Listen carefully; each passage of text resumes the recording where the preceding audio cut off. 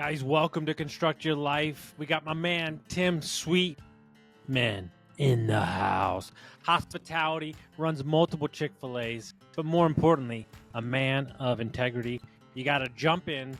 You got to listen to these episodes, part 1 and 2, and y'all enjoy.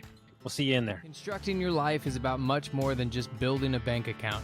Each week, join mindset coach Austin Linney as he interviews guests who are constructing their dream lives and impacting the world around them on a daily basis. If you're an entrepreneur or wanting to start a business, or you just want to hear motivating stories of how others have overcome the odds, you are in the right place. And now for your host, Austin Linney. Guys, welcome back to part 2 with my man, Tim. I'm really going to try to watch my words this time. We got a little inappropriate on the first one.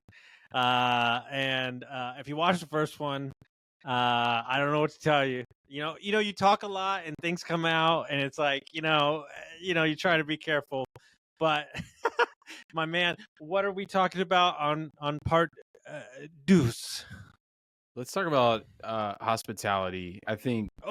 Yes. This See, let me explain something to you. Do we have the rest of the day? Okay. and before we get into the whole concept of hospitality, I'm going to share a story with you. Okay. And I'm going to frame it.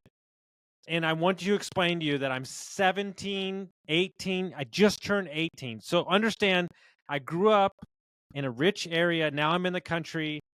I'm a little fawn in life, okay? Like I'm getting trained by grizzled veterans who shouldn't be role models of any human beings ever. And so it's lunchtime. 3 people are having a business lunch. 3 people pay separate checks. The woman gives me cash. The 2 people leave. The last man says, "What was her bill?" I'm holding the cash in my hand like this. He's standing right next to me. He takes my tip out of my hand to pay his bill. And I'm sitting there and I'm going, what the fuck what just happened? For the rest of the day, I couldn't understand what took place. That is just one story of 9,000 I have that, you wonder why hospitality people are jaded. I could write books, bro. Stories that would blow your mind out of the back of your body on behavior of other human beings. It's also given me a lot too. Yeah.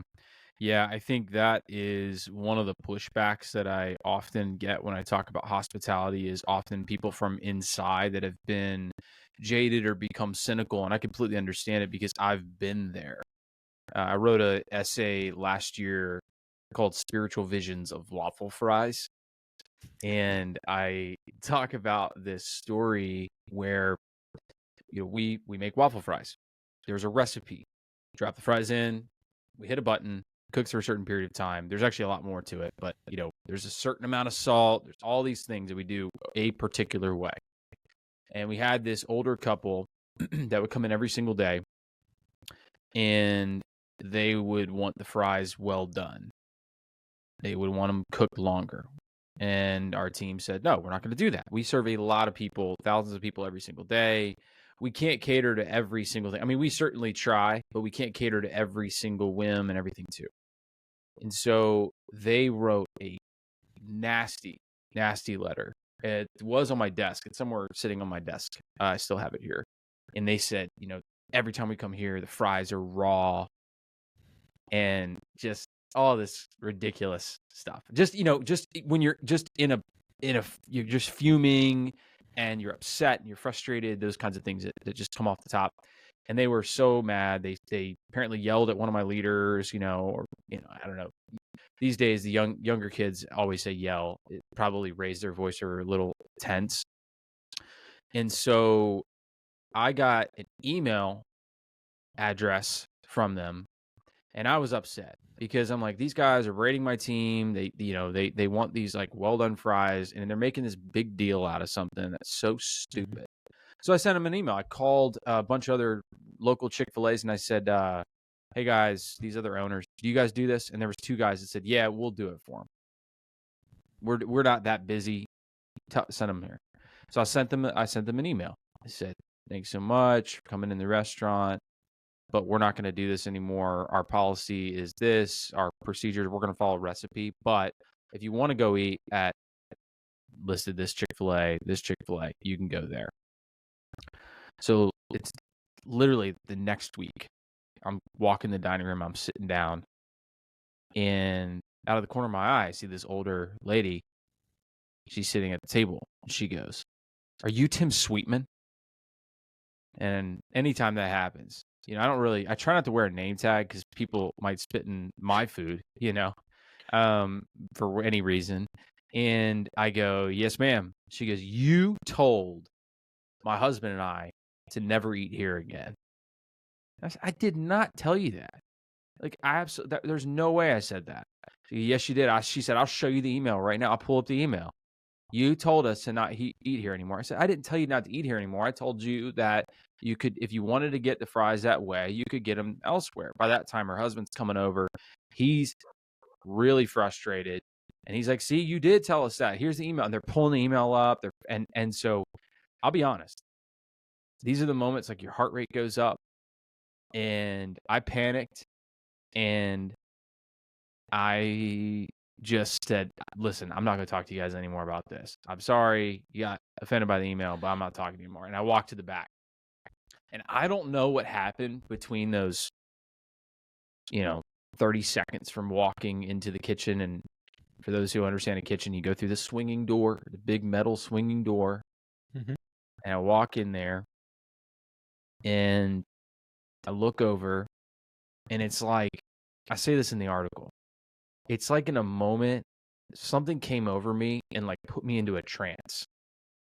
And it was like I saw our fries, and I did. I could look over and see somebody scooping up these hot, fresh waffle potato fries, crispy, steam rising off of them. And then I realized like the reason I got into this business was not to make life easier for me or whatever. Like, we literally get into this. Hospitality is about how you make people feel. And I felt like immediately conviction in my soul, like something deep down, that like I needed to go out there and figure out like what was really going on. So I did. So I like got out of it, and it's like, all right, I went out there and I was like, I'm going to go curious. I'm going to be curious for a second. Like, I'm going to stop being offended for a moment about things going my way or who's right and who's wrong. And it doesn't matter what letter they wrote and how that hurt my feelings or upset my team or whatever else. I'm going to go out there and I'm going to sit down. So I go out there and I pull up a chair. I go, "Can I sit down with you guys?" And this is like kind of weird couple. They like sit together on the same side, And so I'm sitting down across from them, and I go, and I knew their names. "Hey guys, like, what's going on? Like, help me understand." And we sat there for 30 minutes and we figured it out. I just kept asking questions. Like, I'm not going to say anything about what I think, and I'm just going to let them talk. And I let them talk, and they talk, and they talk. And, and they were, once we got into it, once we got past the surface level stuff, I was able to realize they actually loved going there. They go bowling down the street from us. They're an older couple. They go bowling down the street from us. This is like their special lunch. We had a lot of kind of common friends and all these things too. I was just finding little bits and pieces of things I could kind of resonate with them on. And I finally realized, you know what they wanted? They just wanted hot fries. You know what? That's something we should deliver. And so I said, if you guys just ask for fries with no salt, what'll happen is the freshest fries will come up. We'll put that in the pan. We'll scoop those up. You'll get the first fry out.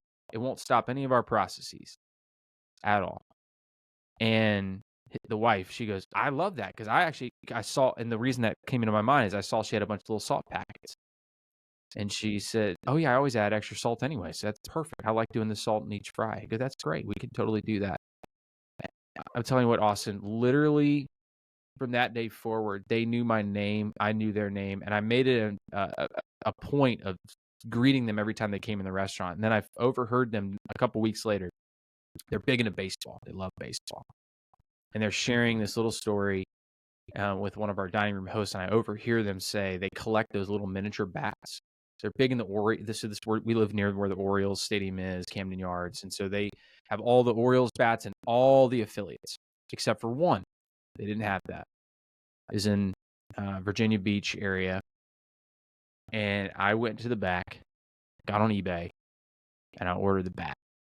Bat came 24 hours later. I was so excited. They go, hey, and then my team, I told my whole team, we're going to give these bats to these people.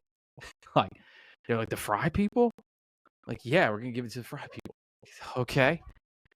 So we did. And I walked over and I said, I just so appreciate you two being willing to like listen to me and me being able to just have that conversation with you guys a couple weeks ago and all of us just be able to, you know, find a resolution here.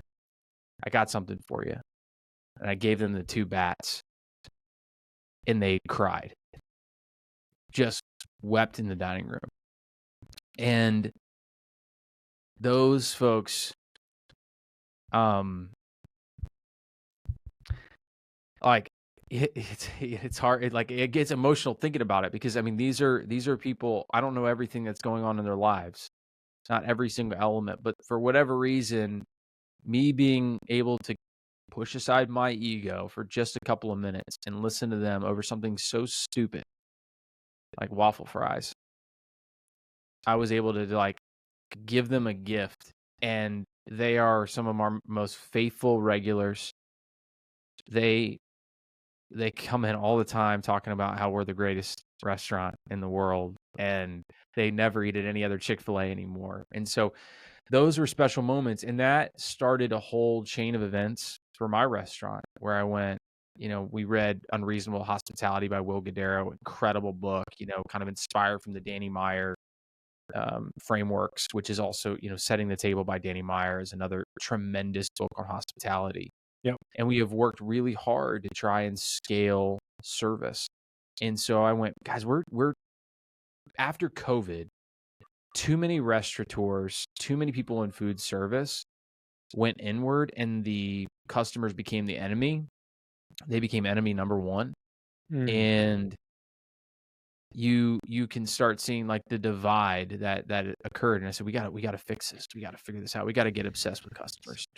And so we struggle with that. I mean, I spent 30 minutes, 45 minutes a couple weeks ago arguing with a guy on the phone about 2.5 swirls of ice cream versus 5 swirls of ice cream, and we didn't get a resolution. There's not a good ending to that story, so I can't win them all.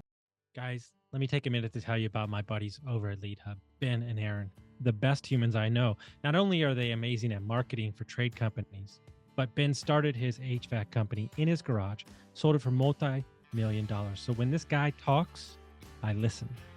When we took over Dietz Mechanical, we had 22 reviews in 22 years. In 7 short months, we went from 22 reviews to 107. We went from a 4.2 to a 4.7. We tripled our Facebook presence and we tripled our calls. If you're an HVAC, plumbing, electric, landscaping company, and you're looking for a no BS approach to marketing, you're looking for people who have done it before, you got to go to leadhub.net. Like, look at this. My favorite thing to do in the entire fucking world is to take an angry person and make them happy, make them laugh. That's my favorite thing. And I told my CSRs, I said, you don't handle angry people. That's my job. I'm not putting you on sacrificial lamb. That's me. Let me handle that. Yes. And I literally told a lady, I said, ma'am, let me ask you a question. I said, you're obviously very upset. I said, do you think I got out of bed, I put on my socks, I walked into my office, and I decided, we're going to piss you off today? I was like, that's going to make my day amazing. And she goes, well, no, that sounds ridiculous. I go, well, then what are we talking about here? I said, I'm really sorry that this happened to you, but your information's wrong. She goes, well, I got it from my neighbor. And I go, is your neighbor an HVAC tech? Well, no, he's just some guy. I said, well, who are you listening to? You know? Yep. And she goes, well, you're right, 100%. I should totally take my review down. I was like, if you feel like that's what's best, great. But that's not the funniest thing. I get here, I'm a week in. We get a paid invoice with I reported you to the BBB, whatever the business, Better Business Bureau. How dare your techs come into my house and cost me $40 to wash I have white bath mats down, and they wore their boots in the house. And how dare they? Blah blah blah blah blah. So I call her up, and she's an older lady, and I listened to her, and I said, "Ma'am," I said, "You know what? It was raining outside." I said, "Ma'am, you know what? I'm so upset. I really am." I was like, "It's raining outside." I said, "You know what I'm gonna do? Those two texts." I said, "I'm gonna leave after I get off the phone with you. I'm gonna go into their house with my muddy boots, and I'm gonna stomp all over their couches." I was like, "Because they shouldn't do that." And she goes, "Oh, Austin, stop. That's so ridiculous. Don't do that." And I go, "No, it's the right thing to do. They need to be taught a lesson, these young boys. They need to learn a little manners." And she goes, "You better stop it." Blah, blah, blah. I go, "How about we just take off the $40 it cost?" And she goes, "Oh, sounds great." And so, but come to find out, she told them to keep the boots on. So, Always. so Yeah. you gotta love it, right? But Yeah. here's a perfect Yeah. example. Another quick Mhm. one, but all the same. I'm listening. I hear everything, but it doesn't mean I'm engaging. I let my team handle it. This guy comes in, and he is hot to trot. I mean, you got to understand where I'm at. These dudes, they sit in the middle of their home in the middle of nowhere, and they get a little hot and bothered. And if they're over 60, they hate everything in life. Okay, so you got to deal with that. Okay, Mhm. so Mhm. he is refusing to pay this $430 bill. Like not only refusing, like hot to trot. Okay, and I finally step in and I say, "Hey, sir, I'm the owner. How can I help you?" He goes, "Well, I'm not fucking paying this bill." I go, "No, I get that. I heard you." I said, "But what's the actual problem here? What are we doing here?" Okay.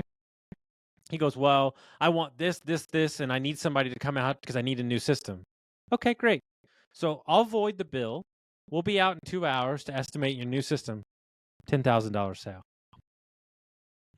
And I pulled all my guys aside and I said, "Guys, do you see what happened?"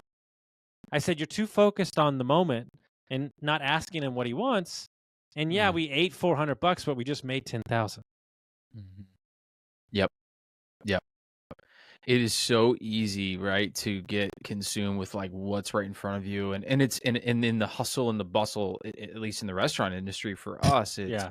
this frustration and I get it. There's so many situations where I have to tell my team like, look, it's not that big of a deal, you know, and I get it. They want to protect the bottom line. They want to protect me. They care about me. They want to, this person's stealing. Okay, if they're stealing, like we'll know and we'll deal with it, Mhm. and we'll have those conversations and we'll resolve it. Your priority needs to be serving that customer, and you just don't know what the outcome's going to be. You just don't know, and to get like to take their energy and their frustration. This is the most difficult thing to learn. Is like you can't rise to their frustration level. You have what you just described. Like they get hot and bothered. They just get frustrated. They're pissed. They're cursing or whatever. Like you just can't. You can't get to that level. You have to set the tone that's totally different. And we use all kinds of different frameworks, but one of ours is, we call it herd. Because in the restaurant industry, Okay. it's herd, herd. Mhm. But that's a framework. It's like, see if I can actually get it correctly. But I think it's it's something along the lines of like you want to hear the person, right? So you have to have that understanding of like, okay, I hear what you're saying. Then it's you have to empathize with them, which you just did. Mhm. Hey, I totally understand. That's really frustrating. That occurs. And then acknowledge. I acknowledge that X, Y, and Z occurred. You got to own it. We forgot to give you, your Coke. We forgot to give you a fry. We forgot to give you nuggets, right? Acknowledge it. Then it's resolve it. Okay. Here's Mhm. the resolution. Here's how we can fix it for you. Or even asking them, how would you like it to be resolved? A lot of times that's really great too. Like, allowing them the choices. And the D, this is the part that's really important. Herd is delight. We always look for an opportunity of like, how can we surprise and delight this person? How can we take it to another level? We made a mistake, owning that. We heard them, we empathized with them, we acknowledged it, we resolved it, but we don't just hear them, want them to feel heard, we want them to feel seen.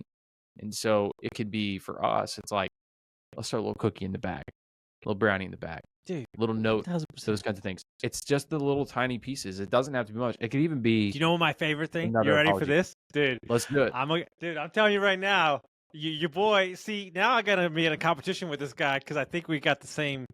Here's my favorite thing to do. Dude, I'm telling you, this is fucked. I can't give away my secret, but this is gangster. So when I used to travel and network with people, I would travel around a lot in real estate. And I'd stay with couples that I meet online or like we're a mastermind together. And so I hear everything. And so I'm staying at my boy's place with his wife in Michigan for like 3 days. And I heard she wanted a soft ice cream machine. And so I ordered it on Amazon. It showed up an hour after I left. And I was literally on the plane. He goes, "What the fuck?" I said, "I heard that she wanted it." Like, so I'll order a gift and have it show up, and I'll be leaving that morning, and it'll show up that afternoon. Dude, nothing better, dude. Nothing better. I mean, I don't see any reason. Like, I love that because, you know, I remember the first experience I had going to the Ritz-Carlton and, you know, them asking me questions. Let me ask you a question. You've met wealthy people, right? You met really wealthy people, right? Right? You've hung around wealthy people. Do you know what wealthy people don't want? More things, right? But you know what they care about? Their kids. Mm-hmm. Yep. Yeah. Listen, and you can do some amazing things. You can do some amazing things. What is your favorite story of hospitality outside of the restaurant business that you've seen while we wrap up here? So I would share, this goes back to you know, the first part. Mike Edmonds talked to me. I'll tell two quick ones. So one is his experience. He shared this because he was like, I think this is gonna be amazing, or like it just is inspiring to us. You know, he had been at a hotel. I can't remember if it was Ritz-Carlton or somewhere else. Basically, he shared, you know, with the team, hey, look, we went to this hotel. We were in the lobby. My wife is a big fan of, like, you know, Diet Pepsi or something like that. Whatever hotel chain they were at, they're a Coke brand, you know. And the doorman says, Mr. Edmonds, hey, we'll take care of that for you. He goes, no. Like, I know you guys are a Coke brand. Like, don't worry about it. He goes, no, we'll take care of it for you. And the next night, every night from there on out, there was a case there first night, and then 2 more bottles of like Diet Pepsi every single night after that. That was a small little action. Second one, Mike comes to us. Again, this guy's amazing. Mike comes to us and says, we're gonna do the most insane hospitality move of all time. It's kind of like what you just did, but on steroids. He goes, I want to find a way to just give things away in a way that people would just never expect it. So what we did is every year at Chick-fil-A, we have this big, you know, cow mascot, just absurdly large cow. We dress him up as Santa, and you invite all these kids in to come in and sit with Santa Cow. It's like the silliest thing of all time. And you take their photos. Well, we stationed a person there because the Santa Cow can't talk. It's not like the regular Santa. Santa Cow's not allowed to talk. So we had a team member sitting there, and we had 2 team members actually. Because one team member was there facilitating it, and kid would get up in the lap, and they'd take a photo, and the team member would say, "Hey, tell Santa Cow what you want for Christmas." Okay. Well, little did they know, there's another team member writing it down. So at the end of the night, we tell everybody, next week, come in for dinner, free dinner for anybody who is here, as long as you come and pick up your photos. All these families are there. We shut down about half the restaurant. And Mike gets up in front of everybody and goes, hey, everybody, Santa Cow has your photos. He's coming in. Want everybody to be silent. So he's coming in the front door. He's got something else special. Just one more thing for you. It comes around the corner. The front doors swing open. And there's just wagons of all these gifts coming in. And everybody goes, we go to every, you know, kind of know everybody's names. You start, you know, and we go to every table and said, don't open your gifts yet. And he goes, all right, everybody. So last week, Santa Cow heard every single gift that was asked. Why don't you open up your gifts? We turned the cameras on, and man, I'm telling you, Austin, we had so many people who weren't going to be buying gifts for their kids that year that, their kids are excited. They got iPads, Nintendos. I mean, Mike spared no expense. None. Whatever they asked for, he bought it. And, we had a couple come up to us. And they were like, "Our son's deployed. I have a ton of cash. We're the grandparents taking care of kids. We didn't think we ought to get them this stuff. And then you guys were able to get it for us." You talk about hospitality. You talk about how you make people feel. There's nothing like it. Amazing. There's nothing like it. Ah, that's a restaurant, folks. It's a fucking restaurant, boys and girls.